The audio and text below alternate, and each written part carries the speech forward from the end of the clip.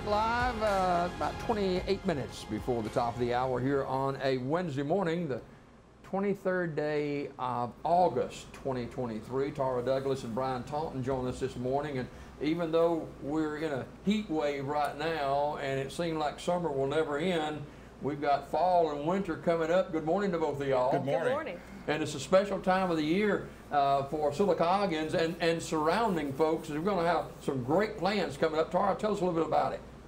Well, we're raising money with the Marble City Christmas Initiative to get some better Christmas decorations for downtown. So I know Brian can talk about how he got it all started up, but he approached us through the Beautification Council, and we've got a wonderful group that's come together with Brian and the Beautification Council and some garden clubs, and we've also got the Chamber of Commerce represented, and we've got a lot of individual citizens that just wanted to get together and figure out how we could raise some money to help decorate the town for Christmas. You know, always a special time of the year for Christmas, especially in smaller towns like Silicogan. Brian, I know you're excited about all of this. Oh yeah, I love it. I love it. You know, of course, I'm afforded the opportunity through a dear friend of mine to be able to go all over the Southeast and take part in Christmas celebrations all across the Southeast. And Has Santa mentioned me yet? you know, he did, and we'll talk about that off air. All right. But last year there was a lot of alarm, you know, that came up about how it seemed like people felt that our Christmas decorations were lagging behind some of other local cities. And it's not a competition by any means. But we do want our city to be a place where people can get together with their families and just really enjoy the season. I mean, let's be honest, the Christmas season has become virtually a 2-month season now. It's the highest shopping retail time of the year. It's important to us as a community to support this, to invite people to get out and enjoy and celebrate Christmas. As a pastor, I certainly want to bring it to their attention, the reason for the season. But through all of that, then my company, we have the opportunity to see a lot, have a lot of contacts with cities that have a great decorating, I guess, what's the word I'm looking for? They've got their act together. How did Santa Magic come about? Accidentally. I was asked to start, as far as the studios, we started doing some production work for other cities, and it just kind of grew from there. But through the relationships that we've had, then we've been able to reach out and get some really good deals on some real quality Christmas decorations. We're starting, we chose, after getting together, after the city designated Santa Magic as the kind of the go-to and the aesthetics of our Christmas season for the city, then we began to reach out immediately to the Beautification Council, to several local clubs and other entities, Chamber of Commerce, and we started meeting. We've had, I think, 2 meetings now. We're about to have our 3rd. And in that, it was decided that we wanted to go with a real industrial Christmas tree and a few other decorations that would go along with that. And Jimmy, those things, when you start talking about a lifetime Christmas tree, you know, those items aren't cheap. So we immediately undertook a goal to raise about $25,500, a little over that. We've got other ideas of what we want to do in some of the parks and things and decorating there. So there's additional decorations that need to be met. But we have fastly approached our goal. There's been so many that have stepped up and committed to this goal. We've had an outpouring of support from we're local not, businesses. but I think maybe actually a couple of $1,000s away from hitting our goal. And that's why we want to be here this morning, just to let folks know. If we surpass that goal, we're just going to invest that into more decorations. But for instance, the Christmas tree we're looking at, we started out as 23 feet tall. It's a panel tree. It has to be assembled. And then we're putting a 4-foot nativity star topper on top of that. Some additional decorations would be a set of 4 42-inch Christmas balls that we could set somewhere. We're putting the city logo on that. So they're going to be real attention grabbers, something our city has never had. Tara, to put all this together, it takes a lot of people, a lot of special agencies participating, right? It does. And you know, like I said, we've had some great support with it. We set this up, and when we met with Brian, it was like, okay, we're going to have a 5-year plan, or longer, depending on what we needed. And we were able to get enough support from local businesses, from the organizations in town, and we've had some individuals that have donated as well, that we're able to get this put together. And we've decided to bring the tree back to City Hall, because that is right where everybody in the city can enjoy it. People driving by on the busy highway can enjoy the tree, and we'll have a beautiful City Hall grounds this year. And as Brian was saying, if we can raise more money, we'll go ahead and continue with the idea that we had to continue to decorate Broadway, the parking lots downtown, and just and we're going to go to Beth Yates Park, and we have so many different ideas, but it's going to take some time. So even though we're going to have a beautiful tree and beautiful ornaments this year on the City Hall property, we'll still decorate, but it's still going to be a few years that we can get everything. I remember years ago, the Methodist Church down in the Mill Village,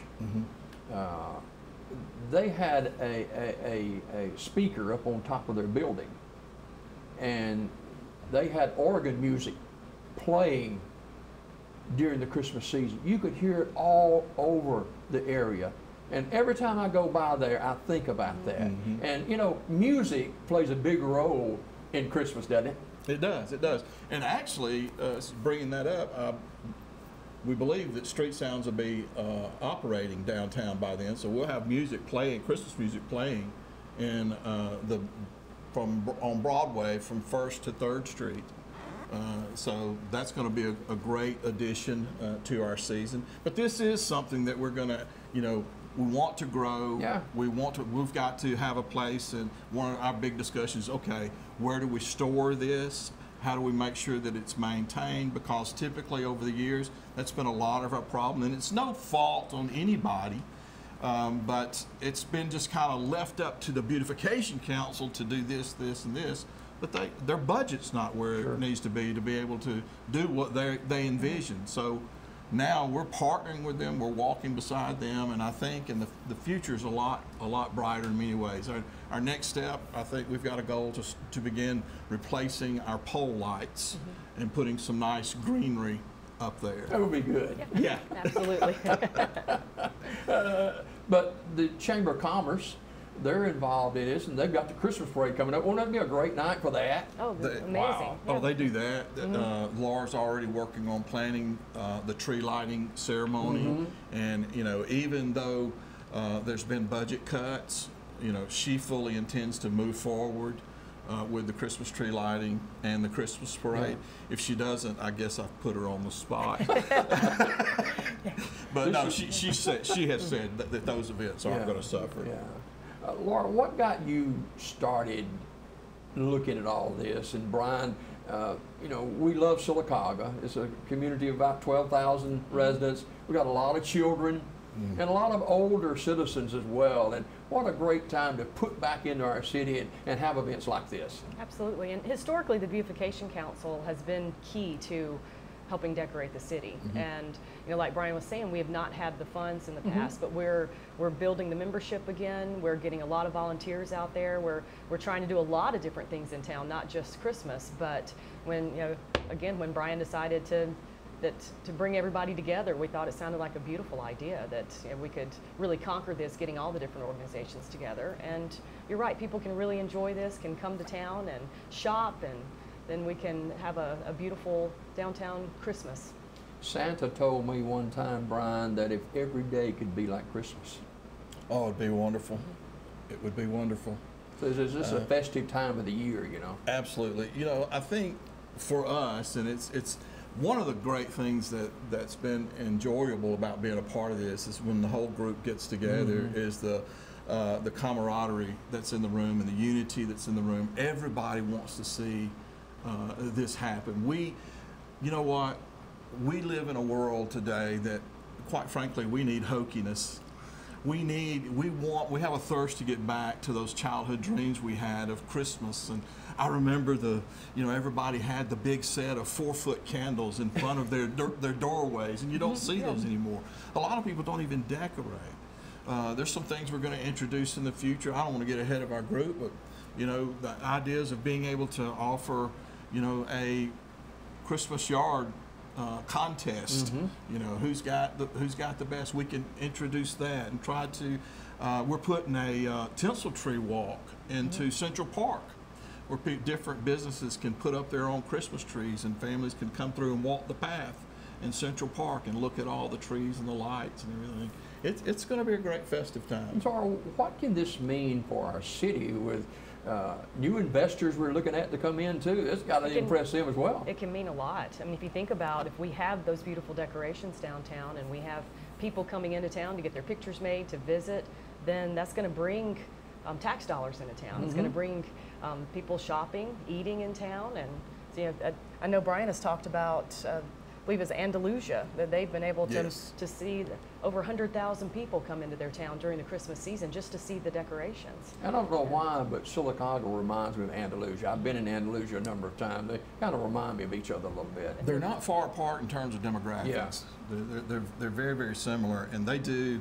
They have a 3-week celebration in which they build a mini version of their town, and all the businesses come to. They call it Candyland, and people come through and they pay admission and they walk through this. And last year they had during that season, it's just open on Thursday, Friday, Saturday, and Sunday of each week, and they had over 100,000 pings, cell phone pings, that were originated from outside of a 12-mile radius of Andalusia. So those people are driving to that city to see and look at what's going on. And you know, Sylacauga, you can dream of that day as well. You got to start somewhere. And do we have a date when we'd like to have the tree up? Is that something we've looked at yet? Is it November the 19th? Was that what it was? I believe it's toward the end of November that they want to get that tree up and get it ready for the season. So. Yeah, usually holiday season kicks off right before Thanksgiving, basically, and you got 2 months at it, and things are looking good for Sylacauga, getting new decorations downtown on the street poles. And Christmas tree lighting is November 26th. Yeah, okay. And so it's going to be a good holiday season. Hey, thank you both for coming by this morning. Thank you. And, you know, I mentioned to you, Brian, earlier in the show about Santa Claus. The reason for the season is Christ and celebrating his birth. But there's nothing like sitting on the lap of Santa Claus. I can tell you that. Now, you know, that's one of the great pleasures I know that he has voiced to me, is just the look in the eyes of the children when they see him.